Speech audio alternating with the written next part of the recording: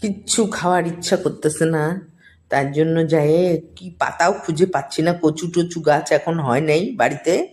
তা একটু ওলকপির গাছ লাগানো ছিল, ওই ওলকপির পাতা আর মিষ্টি কুমড়া ছোট্ট গাছ, ওখান থেকেও 4টা পাতা তুলে সে বাটা করে ভাত খাবো আজকে।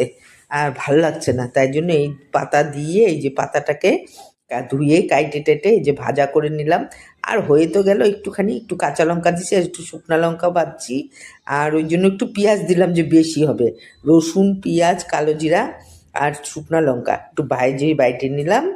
আর এই যে এখন ভাত নিছি, গরম গরম ভাত আর বাটা, যে সেই মানে ভালো, মানে এত ভালো লাগছে আর ভাষায় বলতে পারছি না। মন ভরে যাচ্ছে, মানে পেট ভরে গেছে, মন ভরতেছে না, এত টেস্ট হয়েছে বাটাটা। ওহ, দারুণ হয়েছে, সেই খাইতে হয়েছে, মানে ভাষা নাই আমার বলার আর এত ভালো লাগছে, মুখে কিচ্ছু ভালো লাগতেছিল না। এই বাটার কাছে কোনো মাছ মাংস কিচ্ছু চাইবে না।